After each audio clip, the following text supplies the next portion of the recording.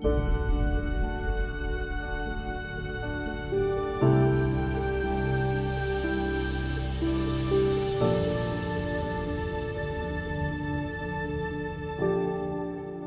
need vision in your toolbox to become an outstanding person, to reach excellence. It doesn't just magically happen. Vision must be developed, nurtured, built. Each of the 16 key factors are essential, adding up to a coherent whole. That said, vision, our third key factor, is very important. You need to become competent in utilising vision, expectation, and the setting of goals to be able to significantly change your life. So this is what we'll be covering in this film. Vision is the best you can imagine, a goal for the future, including a map or plan for the way forwards. It's closely tied in with expectation. The depth or scale of this vision is prompted by whatever meaning and purpose you've chosen. As usual, we're going to particularly focus on how this relates to the task of shifting your psychology from selfishness to non-selfishness, although the key factor of vision can be employed for any lesser dream. A dream of how best to use your life doesn't just happen. You're not born with vision. It develops, grows, matures. You have to put in effort, a lot of effort, to work out and build vision, then sharpen its focus. It's the opposite of aimlessly drifting through life, and there must be understanding of exactly what's involved to make the dream become a reality. So the first step is to get an overall vision. To repeat, this will link with, follow on from, whatever meaning and purpose you've chosen, which takes us back to our first key factor. Working hard to make this long-term objective or ambition as clear as possible will help, holding it at the forefront of your mind as the top priority. Expectation comes next. It's part of vision. You can think of expectation as a stepping stone process that helps you actually make progress en route to the end goal. It's all about holding yourself to account, the opposite to avoidance, making excuses, wriggling off the hook. You're raising the stakes, stating a clear and definite intention that you'll move forwards, succeeding at reaching a higher level of performance or being. Realistically, and there always has to be realism, you won't make any significant progress without vision and expectation. Habit'll keep you stuck. You might dream in your head, but it won't amount to anything without the addition of expectation. It'll remain merely a dream, fading with the passing of time, perhaps tinged with regret, achieving nothing other than the distraction of fantasy. So please, don't fool yourself. You're going to have to grasp every opportunity and work damn hard, putting distractions aside. In other words, you need to be single-minded. I've already mentioned meaning and purpose, facing reality, the need to grasp opportunity and work hard. 3 of the other key factors, indicating that they're all needed. The same is true of the others, such as the spirit of an adventurer and never give up. I'll repeat myself many times in this series of films, emphasising that all the key factors link together as parts of a whole. Whereas each one is a powerful tool on a standalone basis, they become so much more when used collectively.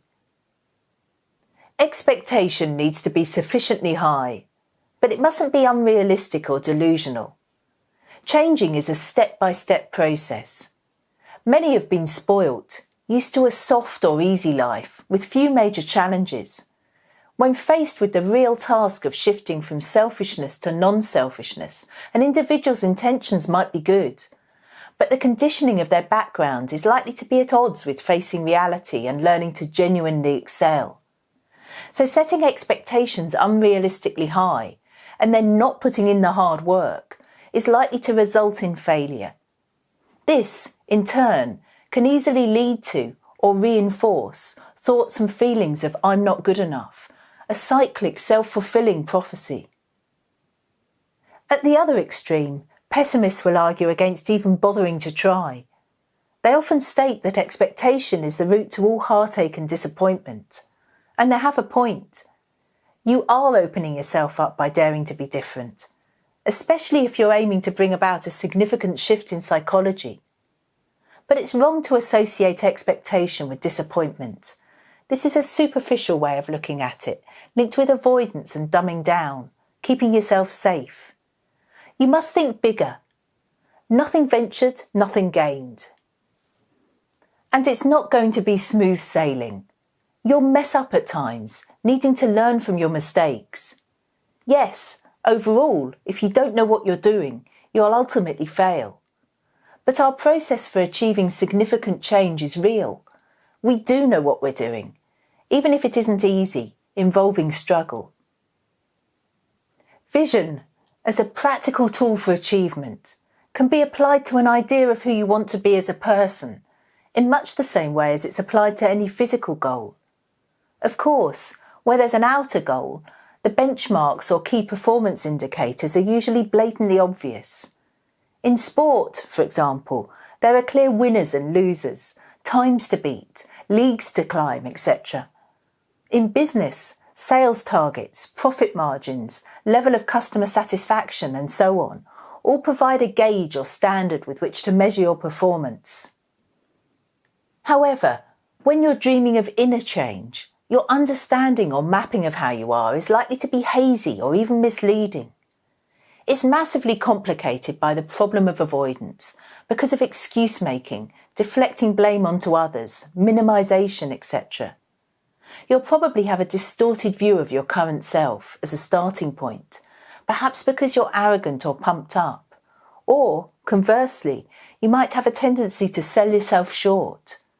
And if your starting point is wrong, then everything that follows is thrown off point.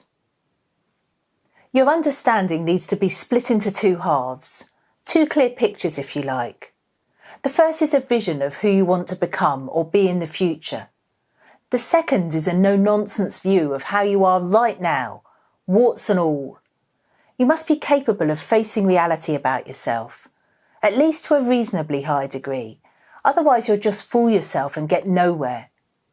It's not a matter of putting yourself down or beating yourself up, but you must be real. Knowing the starting point is crucial. We'll be touching on self-awareness at various points in this series of films. This includes the need for the application of actions speak louder than words, our anti-hypocrisy test, which is the nearest you can get to key performance indicators when your life goals are to do with inner change. As knowing yourself is a big ask early on, any progress to begin with is probably going to be painfully slow. I wish it didn't have to be this way, because success has a tendency to encourage further success. But it is what it is. Reality may not be what you would ideally like, but actually it's your best friend when compared to wishful thinking or naivety. Having a totally reliable, world-class coach is a big help to compensate for your own limitations. But genuine experts, such as myself and our organisation, are much rarer than a top tennis coach. So the aim is for you to raise your game. And this has to be across the whole spectrum of your behaviour, because we're not talking about a sporting or business goal here, but rather something much bigger and more important. Here's a simple technique to help you with expectation, to set new, higher standards. We suggest you think in terms of two lines, one marking what you expect of yourself and another marking what is unacceptable. Your behaviour mustn't slip below the lower line. Anything beneath this unacceptable line is simply at odds with how you want to be.